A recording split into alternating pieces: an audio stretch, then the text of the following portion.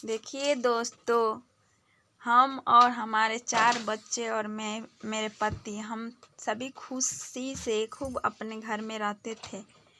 ऐसा है कि मेरी जेठानी है ना, वो गुंडे माफिया के चक्कर में रहती है।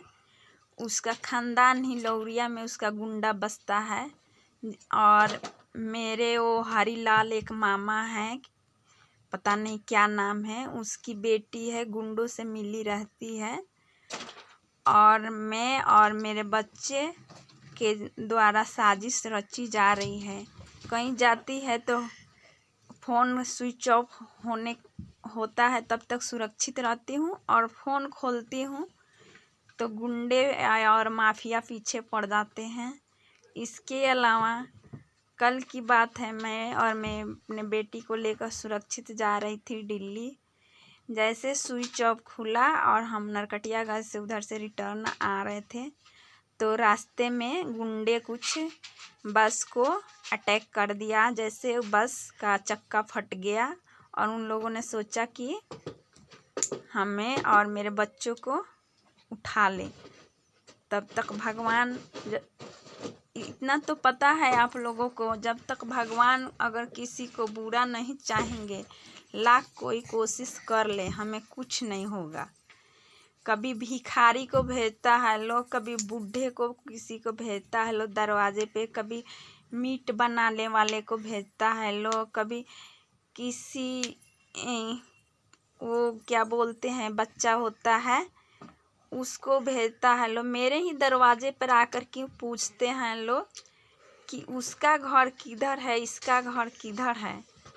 देखिए, अगर हमें कुछ होता है या हमारे बच्चे या मेरे पति को, तो उसमें आरोपी मेरे सास ससुर और मेरी जेठानी और मेरे मौसी का लड़का, वो अरुण नाम है, उसका घर है जौकटिया, उससे लड़ाई हुआ है, बहुत तगड़ी लड़ाई हुई है। मेरे बेटी उसके पास बोला रखने का, और मैंने अपने बेटी को नहीं रखी, तो मुझे मरवाने के लिए बहुत सारे साजिश रच रहा है। उन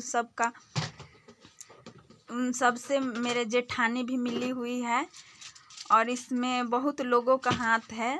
जो पड़ोसी है, बगल में के ही है, उससे बहुत बड़ा दुश्मनी है।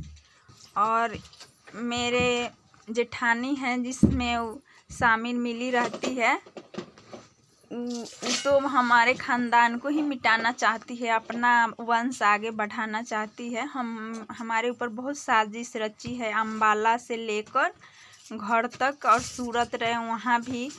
मेरे सास भी उसी टाइप का आदमी है, मेरे ननद भी उसी टाइप का आदमी है। ये सब गुंडा माफिया से मिला हुआ है लोग। अगर हमें या हमारे बच्चों को कुछ होता है तो प्रशासन इस पे कड़ी से कड़ी इन लोगों का सज़ा दे, क्योंकि मैं बहुत दुखी हूँ इस टाइम। इसी भिखारी को बार बार भेजकर कहीं जाते हैं तो गुंडा लगवाना, कुछ भी करना, जिसमें मेरे पति भी शामिल है। मेरे पति भी, उन सब लोग ने पैसे का लालच देकर मेरे पति को भी भरमाया है, ताकि हम और हमारे बच्चों को मरवा सके आसानी से।